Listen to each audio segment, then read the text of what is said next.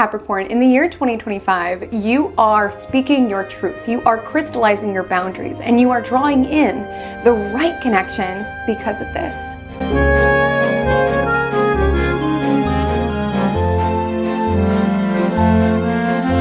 Hi all, my name is Haley Comet, and welcome to my Cosmic Corner of the Internet, where we discuss all things astrology, and today, all things 12 Days of Cosmos Capricorn 2025. What is aligning for you within the year ahead astrology, and how it is that you, as a Capricorn, can co-create with 2025's astrology. The year ahead for you is quite intriguing because you have quite a bit behind you that you're looking at within your rear view mirror, right? You are coming out of a Pluto transit. You've had Pluto in your sign since 2008. And so you could have quite a bit of transformation, quite a bit of evolution, quite a bit of painful experiences of loss and rebirth behind you that you are exiting out of. I want to let you know that, Capricorn. You will never experience Pluto in your sign during your time here on planet Earth. You got that out of the way. That's behind you. You're driving past that. And so now that that's behind you, what's on the horizon? What's on the windshield that you are driving into? Quite a bit, may I say. We have your ruling planet Saturn shifting signs this year. We have Jupiter entering your opposite sign, Cancer, this year. We have Neptune, a planet that is very slow to move and very rare to change signs, entering an angular house this year. It's quite a year, Capricorn, but I want to let you know the work that you're being asked to do in 2025's astrology and beyond, it's quite different than what is behind you with that Pluto transit, because a lot of times Pluto transits really bring us to the core around who it is that we are, the strength that we have, the ways that we have had to dig ourselves up after the trials and tribulations. And just know that whatever that Pluto transit could have taken away from you, recognize going into 2025 and beyond what has remained, what has stayed, which is your strength, which is your power, Capricorn. So you've got this. Whatever is on your horizon, both blessings and challenges are both foretold within 2025's astrology. I want to start firstly by saying, you've got this. So we'll break down everything that you need to know about this astrology, but I firstly just want to introduce myself. Hi, my name is Haley Comet. I specialize in co-creative astrology, which is essentially utilizing the astrology as a method in order to grab hold of opportunities as well as alleviate some of the challenges. I'm very straight up when it comes to telling you what it is that you can expect. Not every transit will be butterflies and rainbows, but I always believe that we are an empowered co-creator and that it's not just about what happens to us with the astrology, but what it is that we make happen with the astrology. So if that style resonates with you, check out some of their content on my channel. I do all signs forecasts as well as a weekly horoscope series called Magic Monday, where I take you through every single week of astrology, the prominent themes, what may come alive within your universe, and how it is that you can work with the energy. So you can check that out. I would so appreciate if you would consider subscribing if that does feel in alignment with you. I want to let you know that this video is part of my series, 12 Days of Cosmos. I'm taking every single sign through 2025's astrology, what is coming alive for them. I do recommend listening to 2 videos from my series. I recommend definitely listening to your rising sign. Absolutely, that will be the most accurate snapshot of the year that you are stepping into. Additionally, I would listen to your sun sign. The reason for this is that your rising sign sets your houses. So that will be the literal energies that are alive within the year ahead. The reason I suggest sun sign as well is because I do utilize solar houses within my practice, which is a technique in which we pull the sun into the first house and set up the houses accordingly. So you may find listening to your sun sign forecast, some of the themes also come alive there as well. So this video will be the most relevant and applicable to my Capricorn risings and my Capricorn suns. But if you have other Capricorn placements, you are welcome to listen as well. If you are wanting to listen to your other sign and it's not yet available, make sure to subscribe and stay tuned as I'm posting out forecasts throughout the rest of December. So I will absolutely get to your sign in due time. But without further ado, let's take it into Capricorn's 2025 forecast, creating and nurturing your own home base.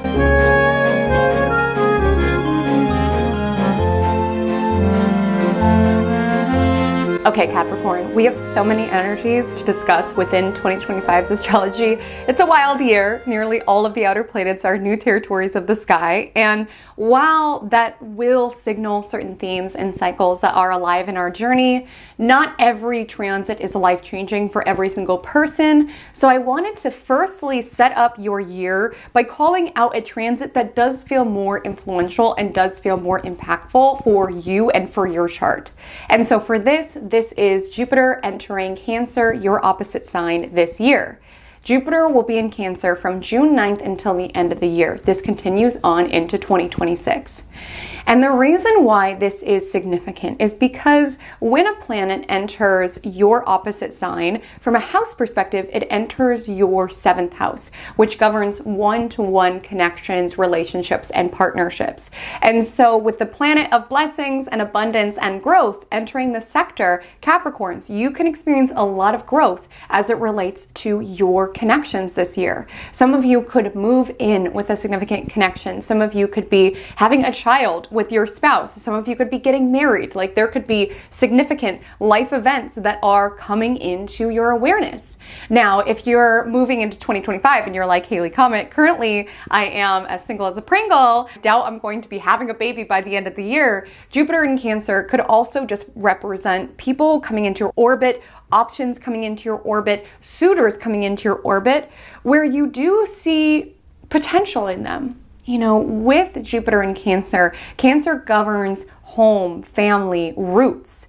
And so with Jupiter in Cancer, you may meet somebody where you're like, wow, I actually think I could live with this person. I could actually see myself having a family with this person. It might freak you out a little bit, Capricorn. But even if those are not desires of yours, there could just be this energy around feeling a very deep soul connection, you know, Cancer, because it has to deal with the past. Sometimes it could be somebody that we've known from the past, someone who is in our hometown or a family friend or something of that nature, or it just feels that way. Like a past life connection of someone where you meet them and you're like, I feel like I've known you before. I feel so comfortable with you. I feel so at ease with you. And you know, that's not always easy when you're Capricorn feeling ultimately at ease. But I do see that there is a potential, whether this is coming by way of romantic partner, by way of business partner, what have you, I do see that there is an opportunity for you to really call in individuals that make you feel safe, that make you feel seen to a soul level, where intuitively there's just something about them that makes your nervous system feel safe and at ease. When it comes to dating or partnering, pay attention to who makes you just feel like you can let your guard down and be yourself. You know, Jupiter is transiting a lunar ruled sign, Cancer. The moon comes out at night. It's like the parts of us behind closed doors, like who it is that we are when we come back from work and kick off our shoes, like the real us. And I see that some of you could be calling in connections who makes you feel like you could be the real you. Because I want to highlight, a lot of times being a Capricorn, there is this energy around always feeling like you have to be the strong one. And listen, you've had a Pluto transit behind you, like you've had to be unnecessarily strong. A person should not have had to be as strong as you had to be. And maybe that came alive during the Pluto transit. Maybe that's been alive your entire journey. Because a lot of times with Capricorn placements at a young age, they could have felt like they had to take more than their fair share of responsibilities, or they had to be the shoulder for other people to lean upon. But who checks in on the strong ones? You know, like people might look at you and be like, oh, Capricorn, they've got it. And it's not that you don't have it, but how comforting and how beautiful to have somebody where you can lean on their shoulder, where you can feel safe admitting, I don't know if I've always got it. I don't know if I'm always as strong. How beautiful to have these connections that allow us to be vulnerable and allow us to be human. And I see those are the sort of people that you are attracting within the latter half of the year. Now, we attract soulmates in many different forms. It does not need to be romantic, but I would say moving into the latter part of 2025, a lot of your prayers will be answered to you by people. And that might feel uncomfortable for you, Capricorn. Again, I keep getting the sense, especially when we talk about Saturn and Neptune entering your 4th house, I keep getting the sense that there is this spirit of growth showing up within your connections, but it's not just the people showing up, it's the work that they're reflecting to you about you.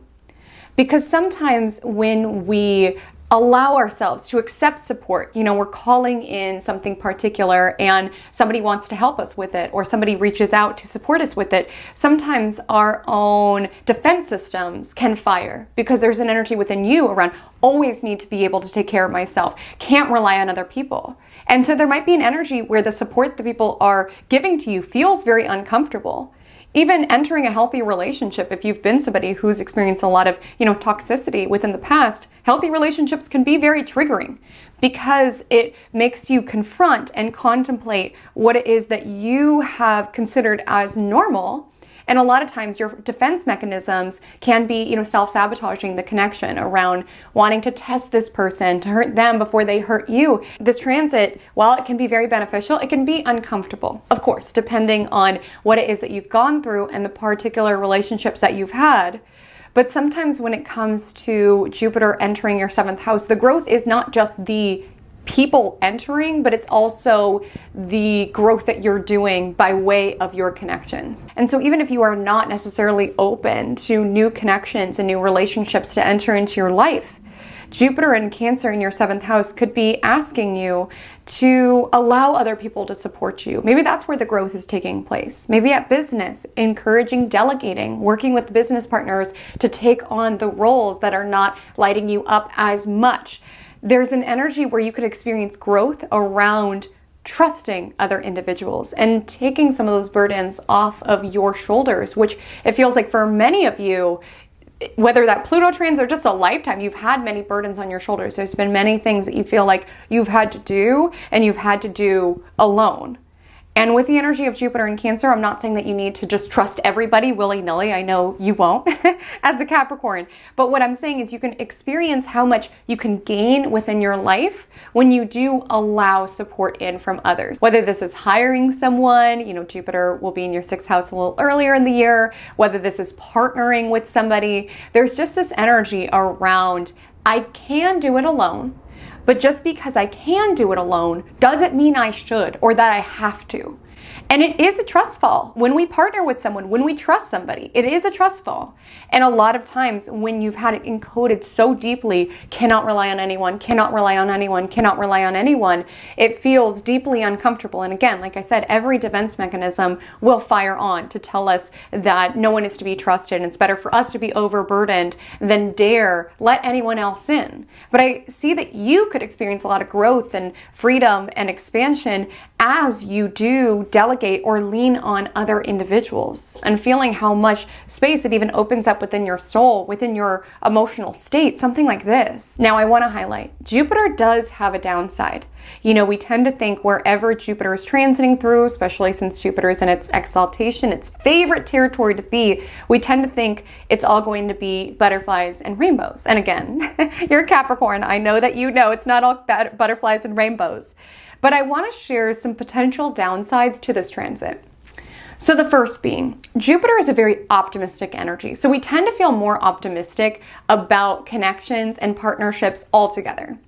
And how this can show up is that if you are in a relationship, if you are in a connection, and it doesn't feel like it's serving you, maybe that Pluto transit, you've transformed so much, you've evolved so much, you've endured so much pain that you're not the same person maybe than you were when you entered into this relationship. Maybe there's an energy around you wanting to grow and expand and try new things, and your partner not necessarily being on the same page as that. Jupiter is a planet of growth, and to grow does mean to outgrow. So I've seen this transit occur time and time again, where sometimes there's this energy around one partner is wanting to travel and wanting to explore, and one partner wants to keep things as they are. And Jupiter transiting here, you may feel more inclined to want to spread your wings, to date other people, to explore what a life could be like outside of this connection. You could feel more optimistic about your romantic options or the options that are out there. And I won't lie to you, Jupiter in the 7th house, it oftentimes is timed with not just, one suitor, but many, oftentimes. But again, you just have to really tune into your intuition. This is a decision that only you can make. Only you can make. Your ruling planet entering 4th house, your happiness is your responsibility. Building the home that you want is your responsibility. This is a decision that only you can make. But I really want you to tap into your higher self or your future self, whatever it is that you want to think, the most abundant, aligned, actualized version of yourself. And really step into who would they be partnered with. And I don't mean that in a grass is greener way. I'm just saying, is this person going to lead you to your ultimate abundance? Not just monetary abundance, soul abundance. You know, we can have a life partner and somebody who aligns very beautifully as a life partner, but it's not necessarily the person who's going to inspire the most growth. Not every connection needs to be that way. Let me start there. Some individuals, it's just like finding a life partner you can build a home with and ground down with, and that is beautiful. And I don't want you to feel like this transit needs to go the other way. I'm talking to those who have this soul urge, this soul knowing around something doesn't feel quite right. I'm holding myself back from opportunities because of this connection. This may be a transit that you do feel inspired to spread your wings. And if you are single and calling in love at this time, like I said, it's a great time to be open to a long-term connection of some sort, particularly if you do want to live with this person, start a family with this person. I'm telling you, Jupiter in Cancer is going to be beneficial for this.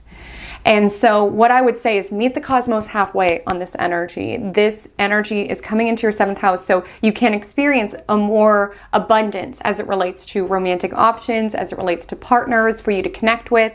But it's up to you to, say yes on the dates, follow your intuition, and it's up to you to really nurture those connections.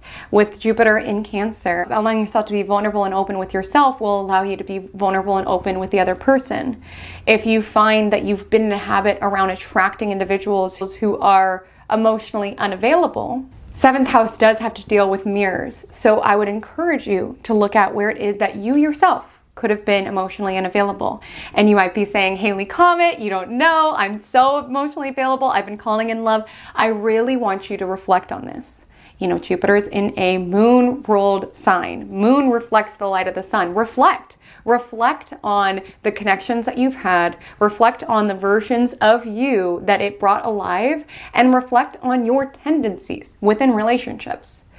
Because I don't mean to call you out, Capricorn, but some of you do have a tendency to play mother or to mommy or to take on other people's burdens or responsibilities for them around being drawn to people who are, going through it, their own obstacles, because there's an energy alive within you around if I am needed, I can't be left. If this person needs me, I cannot be left. And sometimes this can set up certain relationship dynamics where you feel like you've had to be the strong one, or maybe even some of you have had to provide for somebody or fix somebody's stuff, or somebody was living in the past and you just kind of like poured in and poured in and poured in. And I want you to be conscious and conscientious about this transit. If you just recognize old stories are coming to the surface, old ways that you've seek to either avoid emotions or get the needs met that your caregivers were not able to give you by way of the partners that you select. And that'll make more sense when we talk about the 4th house energy that you're stepping into next year. But I want you to be mindful. I don't want you to feel like in the latter portion of the year that every single person that you come across is going to be happily ever after. Really use it as an opportunity to reflect, who have I been within connections? What feels good? What doesn't feel good? Who allows me to be my true and authentic self? And am I selecting my partners from this space of abundance, growth, moving towards certain ideals, what will genuinely make me happy? Or am I seeking to replay unhealthy emotional attachments, either from my upbringing or from past relationships? Jupiter is around growth, and it is a planet that does have to deal with learning. So relationships can teach you a lot during this period, whether it's relationships that you were already in, relationships from the past. Jupiter is in Cancer, a sign that governs the past. Relationships are going to be your biggest teaching opportunity, and it takes you being honest and vulnerable, not just with that other person, but also with yourself around what within me is drawn to this person. What parts of my own fight or flight or my own emotional landscape is triggered around this person, and how can we grow this connection? Because if you are in a connection and things feel a little stale, you want to be with this person, but it does feel a little stale. You don't want to leave. Jupiter in this sign can be a time where the two of you are really seeking to want to grow together, get aligned on what it is that both of you deeply desire. Some of you could potentially be moving as a couple or taking on some new chapter as a couple. Some of you could be moving closer to family, or there could be something happening within family that is causing this growth and expansion as a couple. Some of you could be traveling together, or maybe even going to therapy or doing something for the purpose of nourishing the connection. You know, the grass is greener where you water it. So if you feel like this is my person, I feel soulfully at ease with this person, Jupiter in the 7th house is asking you to water the grass of that particular connection.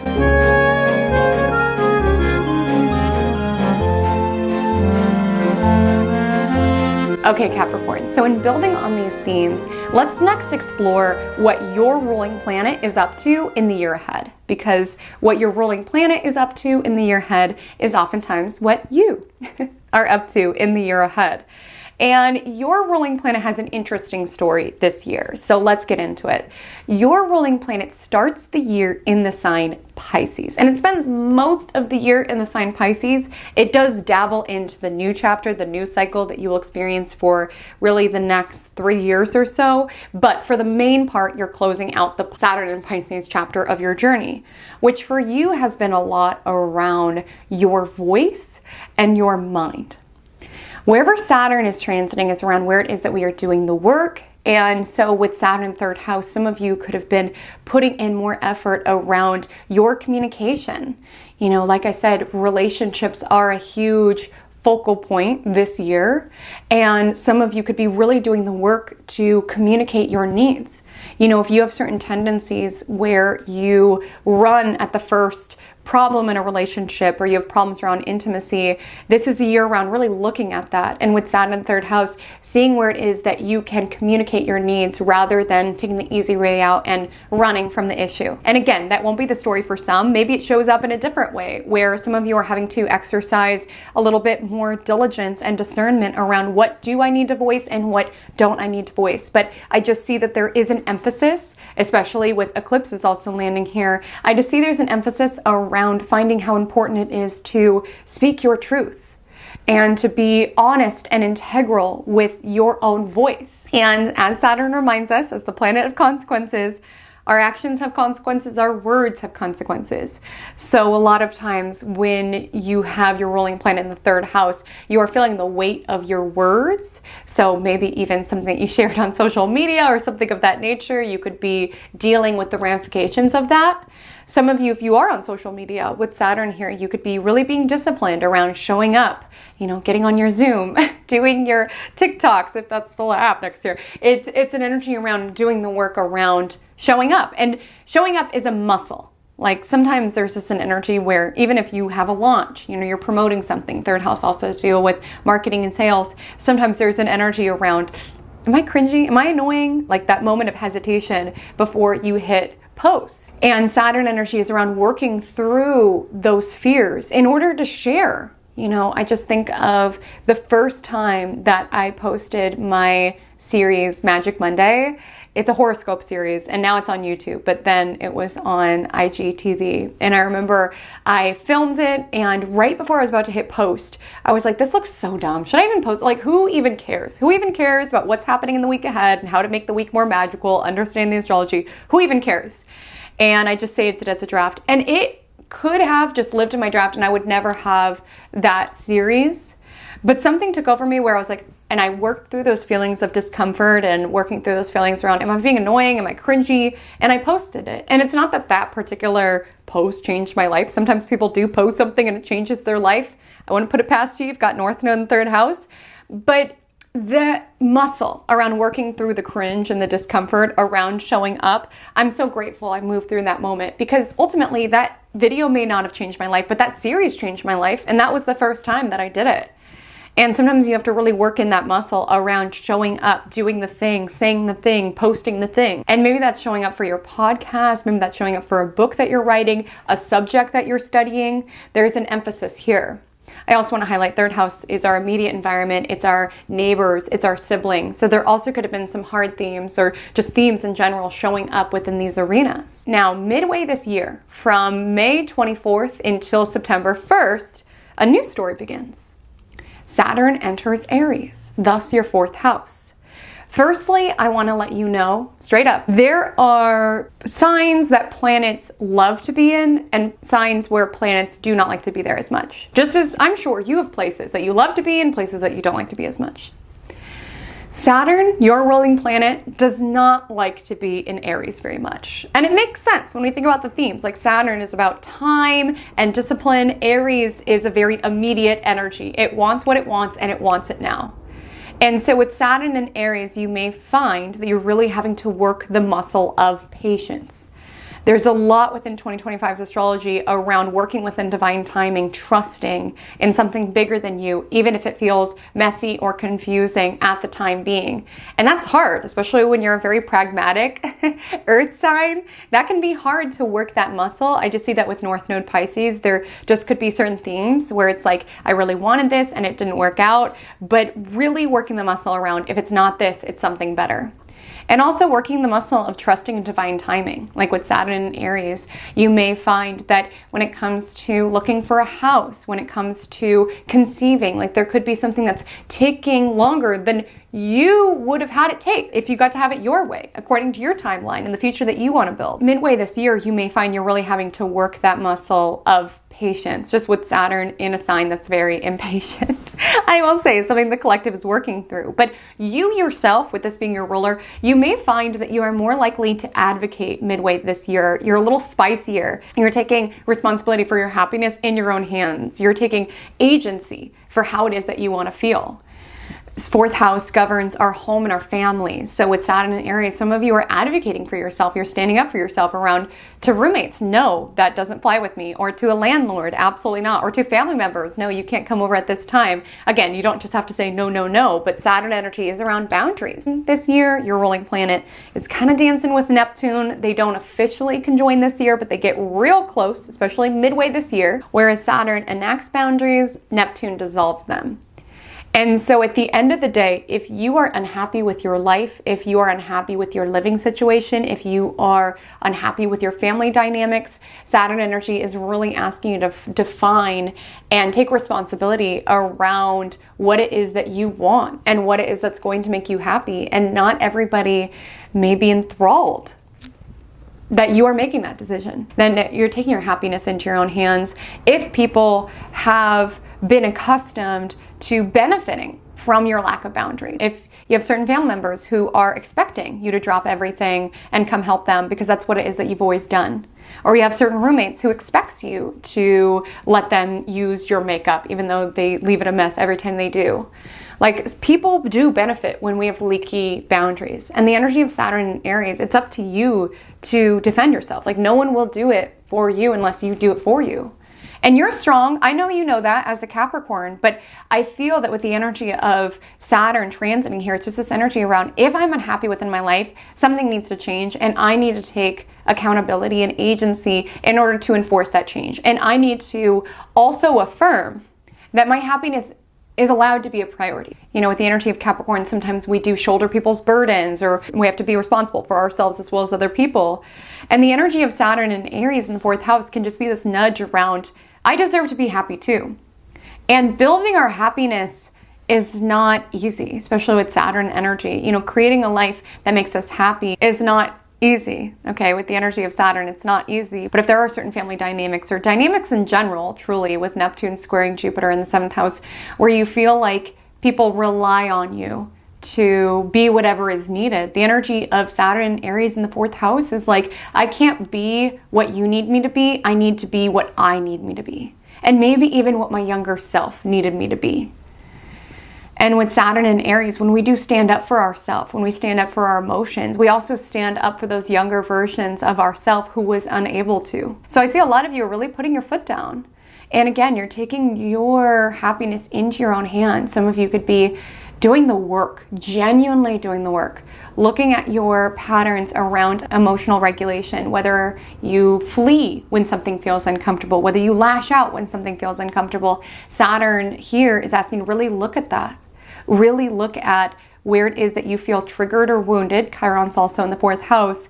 And with the energy of Saturn, how it is that you can regulate yourself in a more sustainable way. As well as some of you could be doing the work around family themes, what it encoded within you, how it could be impacting your rage. Some of you could be going no contact. Some of you could be doing your due diligence around building the family connections that you want. I just see that there is an emphasis here. Again, hinted at midway this year, but something you will continue to work on within the upcoming years. Fourth house also has to deal with our home, land, properties. So if you are wanting to move midway this year, it may be, I have to be straight up, a process that is filled with delays. It could be more arduous.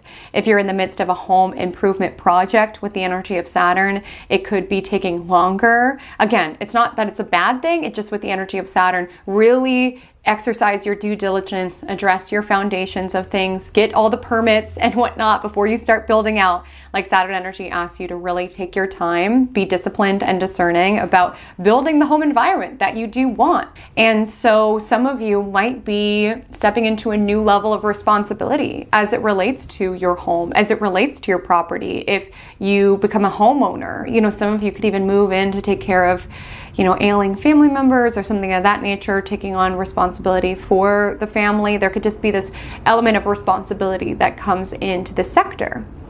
And when we look at it from that angle, it's important for me to let you know that your home, there could just be a lot of repairs or issues that you're needing to handle, particularly midway this year. I remember when I had this transit, it was like I was fist fighting with this place. I had just essentially moved in here and it was my responsibility to maintain this place, and it just felt like things were constantly breaking and I was having to learn all of this stuff that I didn't want to learn about, from like plumbing and just how to fix this stuff. Like sometimes Saturn in the fourth house can be us having to take on more responsibility around the home. But you know what? I'm actually very grateful for that period, even though there were so many times that I felt so lost and clueless about how to fix this, how to fix that. At the end of it, I really was able to build this place on a very solid foundation because I knew what I could fix. I knew what issues may come up. I knew who to call if I was having an issue, like what great plumbers were in the area or what have you. Like Saturn's not mean for no reason. Yes, sometimes there can be issues around the home that we're having to address, but it's for the purpose of you really understanding what it takes to maintain a home and building that muscle, right? Having that muscle you add to your repertoire around, I'm a condo owner now. Now I need to know how to fix this stuff, or I'm a homeowner. I need to learn about my insurance taxes and what have you. There can be an energy of this coming alive. And if you have Capricorn placements between 0 to 1 degrees, you will have a Saturn square this year. And Saturn squares, I'll be forthright, they make things hard. They lead to delays. You could feel more restricted. Your life can feel more cramped. There could be certain restrictions that your family is putting on you. There could be certain restrictions in association with your home life. And so these can be the themes that are prompting a significant amount of growth. And again, you're getting hints and clues, so pay attention to what comes about midway this year, particularly as it relates to your own emotional state, your home, your family. I want to highlight that when we consider emotional states, sometimes Saturn in Aries in the fourth house, I want to be straight up, it can feel sometimes a little bit more lonely, a little bit more isolating. We're having to really build the foundation of how it is that we care and keep for ourselves. Like I said within our earlier conversation, that is something that a lot of you have gotten quite good at. But the beautiful thing about this year is with Jupiter in Cancer in the 7th house, it's like you're doing the work to your foundations, to your core, in order to attract in healthy, nourishing love. Because if we do not have ourselves, or we're not able to take care of ourselves and show up as our best self, we won't be able to really call in that healthy connection that we so desire. Now, Capricorn, when we dial into your ruling planet altogether, there is something spiritual alive within 2025. And maybe some of you are open to that, maybe some of you are not open to that, but just with Saturn in Pisces in the first portion of the year, and then Saturn nearly right by Neptune going into the latter portion of the year, it just feels like there is an energy where a lot of you are leaning on your spiritual support team. Spiritual topics can be nourishing for you at this time. You can find you're having to work that muscle of divine timing, or again, working the muscle around trusting in something bigger than yourself. You know, with Saturn and Aries in the 4th house, you're taking responsibility for your happiness. You're building the muscle of of, gratitude or building the home environment that is nourishing and replenishing for you. But in order to cope with bigger picture themes that are coming up, you are really exercising this compassionate lens of forgiveness with yourself. Because a lot of times when we do dial into these spiritual themes, if we could only see ourselves the way the universe sees us. And so there's an energy this year around not being so hard on yourself, and you're able to kind of connect to a bigger picture around, in the bigger scheme of things, I'm just a soul, I'm here to learn these particular lessons, it's all good. That could be something that is surfacing here. And the first portion of the year, there might be like kind of an outward push out into the world. Your ruling planet is direct, so you're really wanting to dial into what it is that you are learning, what it is that you want to share about with it in the third house, what goals you want to move towards. You could find there's a lot of outward progress and movement. In the latter portion of the year, your ruling planet is retrograde. So this happens from July 12th until November 27th. We have Saturn retrograde. Now, it's not that you need to halt all your progress or that the world stops. We know the world doesn't stop for anything, especially not Saturn retrograde.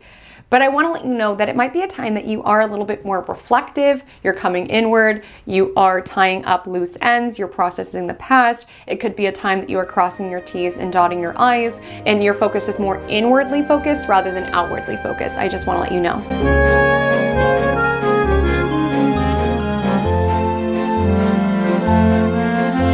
Okay, Capricorn, let's get you dialed in with some other energies that are coming alive for you within the year 2025.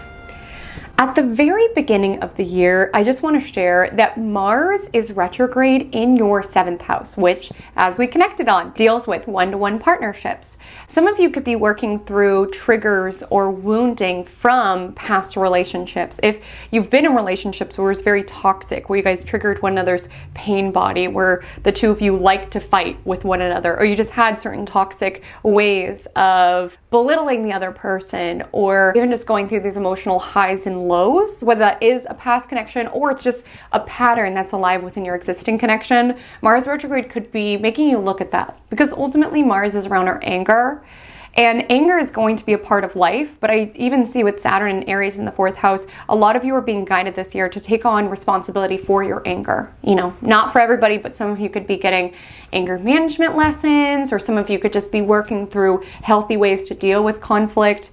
If you are somebody who, has a tendency to run from it, or if you are someone who has a tendency to hold on to it until it gets passive aggressive, you're looking at that. You're looking at that, especially as it relates to your one-to-one connections. And again, I think this is to set up all of this growth that's coming alive in the latter portion of this year around, if I still have these tendencies within me, when my soulmate comes in or when my life partner comes in, it doesn't make us perfect. Like, we tend to think that, well, as soon as my perfect person comes in, then I'll be, the healthiest version of myself. Then I won't be toxic or what have you. But wherever you go, there you are. And it's like, if you do not do the work on your own emotional patterns, how it is that you regulate yourself, if you do not do the work around how you can healthily deal with conflict, it's not going to magically fix itself once the right partner is in front of you.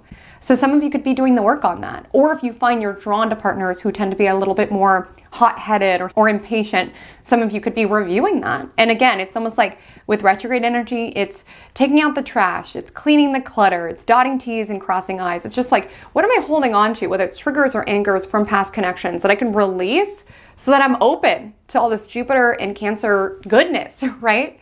So the first portion of this year, from January 1st to February 23rd, may deal with themes such as this. I do have a video that goes deeper into that transit if you want to take a deeper look. We also have some retrogrades in March and April that start in your 4th house and then go to your 3rd house. So I'd also say March, April could also be a time that you are very deep in reflection around certain generational patterns, how it is that they have encoded you, how your family has impacted you, and how it is that you choose your partners, for better or for worse. If we are not conscious of a pattern, we will continue it. And with Saturn in the 4th house, a lot of you are recognizing and realizing how important it is the partner that you select, and that sometimes if we're just operating on autopilot, if we're not doing the work, we can choose the partners that our fathers did or that our mothers did, unknowingly continuing, for some, not all, toxic patterns. Or maybe some of you are looking at your family unit and you're like, this is something that's important to me. This is what I'm looking for within my connection. Like there just could be an energy around reviewing your foundations. Some of you could hear from a family member of some sort if you've been, no contact with somebody. Some of you could just be reviewing your home environment and how you can make it a authentic place to be. A lot of you, with Saturn and Neptune in the 4th house, you're really looking at your environment and wanting to make it a true, authentic reflection of you, a place where you can feel safe to be yourself. And Venus retrograde could just be a time where you're contemplating and looking inward around how you could do that, where it aligns for you. We also have in March some eclipses that I just want to put on your horizon. We have a Virgo lunar eclipse March 13th, and we have an Aries solar eclipse on March 29th. So the Virgo lunar eclipse is signaling the new story that's aligning this year, and the March 29th eclipse is closing out the old story from past year. So let's start with the past story. So for the past year and a half or so, you have had the North Node in Aries in your 4th house and the South Node in Libra in the 10th house. So as I'm communicating about these 4th house themes around home and family and emotional state, some of you are like, Haley, I'm right there with you. I've been doing this work. I've been doing my due diligence in these arenas. The eclipses could have launched you towards that or could have brought about certain conflicts within your family or within your home unit that made it necessary where these boundaries are needed, okay? Some of you could have had certain revelations around what is making you happy, what would make you happy, what new start you need to initiate in order to create the emotional conditions that will lead to more fulfillment. Some of you have been doing that work, and in that process, you've been letting go of needing to be perceived in a certain way with South Node, Libra, and 10th house, keeping the peace for appearances.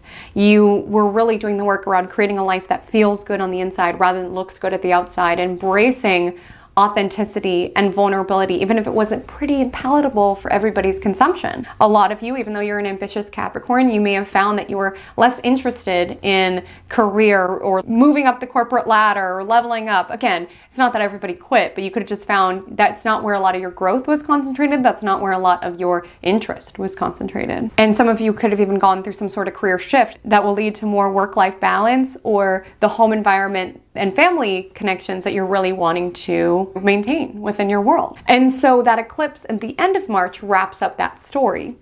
Now, the eclipse on March 13th is signaling the new story, which now the focus is around the South Node in Virgo in the 9th and the North Node in Pisces in the 3rd. So you are being guided to release certain elements of the 9th house and Virgo themes and embrace certain elements of Pisces and 3rd house themes. So let's start first with the South Node Virgo, because that's what this lunar eclipse is bringing to the surface. Virgo is a fellow earth sign, and earth signs are very pragmatic. They like to have a plan. And so you can find that at this time, or even during this eclipse, you are being guided to release the plan of how you thought things were going to unfold in order to embrace the Divine's plan, the energy of North Node Pisces. With the energy of 9th house, it's very big picture. It's feeling like, my life will start once this happens, once I go on that trip, once I do this. And the energy of North Node Pisces in the 3rd house is really around life is happening right now. Life is so rarely just about those big moments around going to Bali and, getting the degree. Like, yes, that is part of this experience, but where is it that you can be here now and encourage more presence rather than planning for the future constantly? Be here now within this chapter of your life. It's not going to last forever, right? We tend to feel like this energy around our immediate environment with discontent, just thinking, if only I was doing this, or if only I was here. North Node and Pisces in the 3rd house is really nudging you. Be here now. Be present for your conversations with your barista and with your siblings and with your extended family members. Some of you, this won't be for everybody, but some of you even could be letting go of dreams that you had of higher education, of getting your master's or something of that nature. Some of you could be letting go of travel, not forever, but you might find that it's just not a particular arena of focus this year. And it's not that you literally can't travel. It's just like recognizing, the answers aren't necessarily out there. Sometimes with 9th house energy, it's like, if I was only on this retreat, if I was only here, you got to do the work in here, right? You got to do the work in here, especially with 3rd house governing our mind. And so it's just recognizing, if you feel like something out there is going to be a band-aid, a fix-it to, your mental health or to your emotional problems, like wherever it is that you go, there you are. So you are being guided to do the work where you can in the here and now. So we have a Pisces lunar eclipse on September 7th. So you could have some really important conversations. There could be certain social media activity happening around this time, certain ahas around your mentality. And then the Virgo solar eclipse will be on September 21st, which is around essentially releasing how you thought that life was going to be in order to embrace how it is, and sometimes in very synchronistic, magical ways. I want to encourage you to trust your intuition this year, Capricorn, from the beginning of the year until March 30th, and then from October 22nd until the end of the year. Neptune will be in the 3rd house. Sometimes you just know something. You just know something. You just have a feeling. Your intuition tells you a gut feeling. I see you're trusting that this year. Some of you could even be receiving messages psychically. Some of you could be channeling or downloading. But I see for a lot of you, it's just this energy around really trusting your intuition. And even with Saturn getting so close to Neptune, even seeing the ramifications of what happens when you don't trust your intuition. Because sometimes you know something, you should have acted on it, but you just stick around to see if it does come to fruition or if the proof does surface. And then it surfaces and it comes to fruition and you're like, dang, I should have just trusted my intuition. Like, why did I have to see this through? And so some of you could be acknowledging that or doing that work.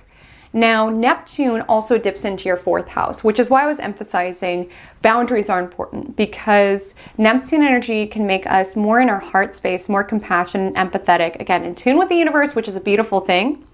But sometimes that spirit of forgiveness and compassion allows us to let too much slide. So just being mindful about that.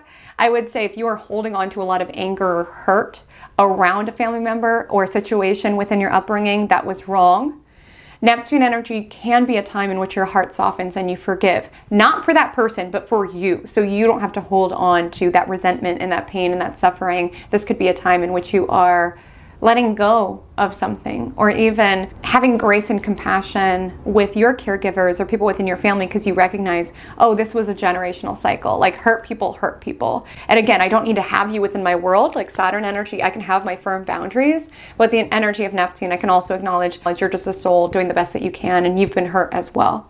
And for my benefit, I'm going to choose forgiveness. Forgiveness is for you. It's not for anybody else. I want to highlight that if you have Capricorn placements from 0 to 2 degrees Capricorn, you will have a Neptune transit. So these themes around selfless love and being in tune with the universe will be even more highlighted. I would just say with Neptune, it also can heighten escapist tendencies, wanting to escape from emotions, wanting to numb them via substances. So just definitely being mindful of that. It can be a very inspired time if you are a creative or if you work in a spiritual field, you could be much more intuitive at this time. Or even if you don't work in a spiritual field, you could be very dialed in with your intuition, but grounding is important when you're dealing with a Neptune transit. And on the topic of Neptune being in the 4th house, being close to your ruling planet, I want to highlight that in June, from June 15th to June 18th, Jupiter, who will be in your 7th house by this point, will square off with both of these placements. So this can show up around either you taking responsibility for your own emotional patterns and how it is that have impacted your relationships. There could be an energy around taking into your own hands your need to move on from someone in your past. You know, the energy of Neptune in the 4th, sometimes we can idealize and fantasize, but ultimately living in fantasy keeps you stuck. Living in fantasy that someone's going to come back or someone's going to do right by you when they have consistently showed you that that's not who they are, it keeps us stuck. And so there can even be this energy in June around wanting to move on, but also not wanting to sacrifice the dream. There could also be this energy because 4th house does deal with our family, our generational cycles, our ancestry. Some of you could be partnering with someone that your family does not approve of. Some of you can find this tension around this person is not from where I'm from, or we weren't brought up in the same way. There could be something alive here, or, you know, your partner not getting along with your family, you not getting along with your partner's family. There could just be some family tensions here, but also like you recognizing certain ways that you were encoded and ways that you were brought up and how for better and for worse, that's impacting who it is that you are selecting to be in a relationship with. Like that could be an energy that is alive here with these squares. Now, Saturn and Neptune are not alone in the 4th house. I want to let you know from the beginning of the year to the end of the year, Chiron is also in the 4th house. And Chiron is the wounded healer. It's where it is that we have been hurt and where it is that we're able to alchemize that pain into power, or at least into understanding or compassion for other humans. Again, I see that strongly with the energy of Neptune. A lot of you are forgiving people who have inflicted harm on you emotionally. And that's a hard thing to do. It's hard to be the bigger person like this. And you don't need to talk to them. You don't need to invite them into your life. Again, with Saturn in the 4th house, you can maintain boundaries around what is good for you. But there's just an energy around not wanting to hold on to those past hurts or something of that nature. And with Chiron in the 4th house, there could be family dynamics that are triggering. There could even be people who come into your life who are triggering. Jupiter squares off with Chiron in October and December. So whether they're beneficial people who are aiding your growth or kind of negative people who are illuminating what within you needs to be healed from, people and relationships are creating this mirror for your own growth, and with the Chiron energy for your own healing. I want to let you know that the first portion of the year, so January 1st until June 9th, Jupiter is in Gemini, your 6th house. So you could be experiencing some growth or expansiveness as it relates to your day-to-day. Some of you have been prioritizing your health, or at least learning new things in order to support your health. Some of you could be making new coworker friends or expanding the relationships that you have with your coworkers, something like this. Uranus will also enter the sector of your chart from July 7th until November 7th. So this can lead to some changes as it relates to your workplace. You could be feeling very restless if you're always told what to do within the workplace. Some of you could be, going freelance during this transit. It starts this year. It'll continue on until 2033. So it may not all unfold this year, but some of you can start to feel this building restlessness midway this year around wanting to shake up your routine. If your workplace feels constricting in some way, you could be wanting to shake it up. Some of you could be wanting to work from home, right? With all that 4th house energy.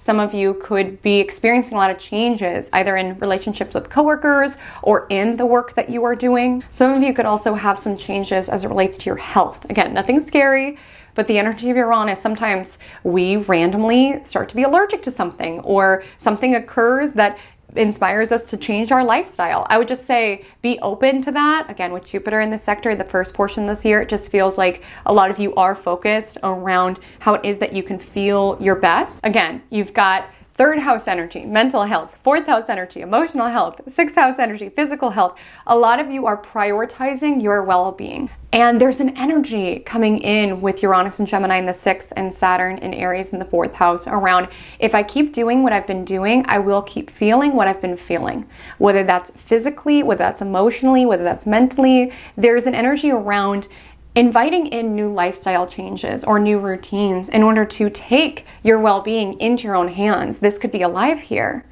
I just want to share with you briefly that Uranus is wrapping up a journey in Taurus, which was your 5th house. So some of you could have been experimenting with new forms of creativity. Some of you could have had certain changes as it relates to your relationship with your kids or your decision on whether or not you want to have kids. There could have been some shakeups or even rebellion alive here with Uranus transiting your 5th house. Now, the final planet for us to discuss, and I left it last purposefully because I'm like, you went through enough with this planet. Okay, let's leave it for last.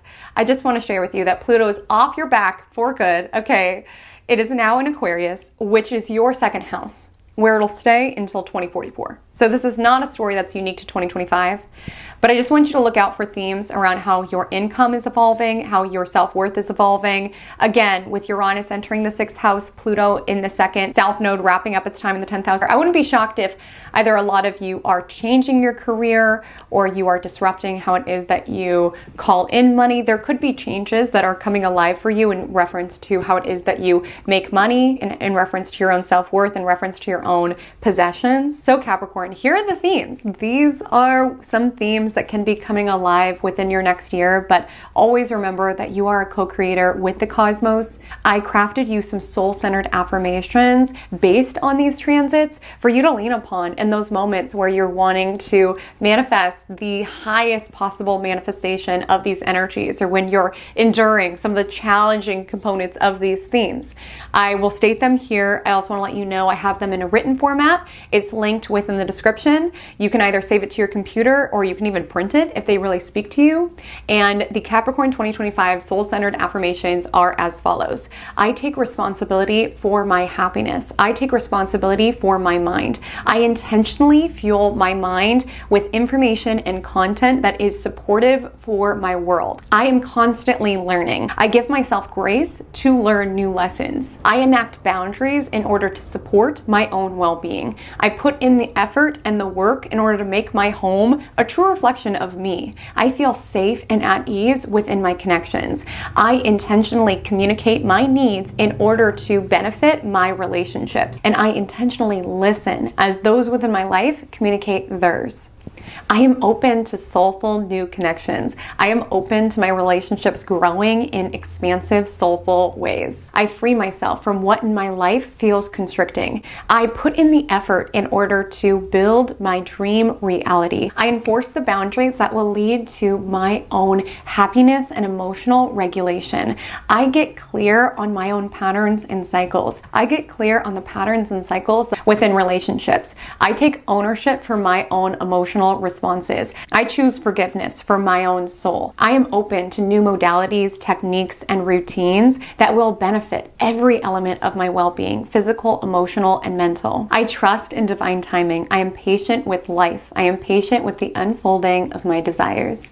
So Capricorn, I would love to know, what of these themes are you excited to experience? What are you a bit trepidatious about? Trust me, if you can get through Pluto in your sign, you can get through anything. So I hope that you are moving into the upcoming year feeling inspired and motivated around what it is that you want to call into existence. I'm so grateful that you stopped by my cosmic corner of the internet. Again, if my content resonates with you, I would so appreciate a subscription or just checking out the other content that I have here on the channel. My Instagram handle is @HaleyCommentAstrology. My TikTok is the same. If that's going to be an app next year, we'll see.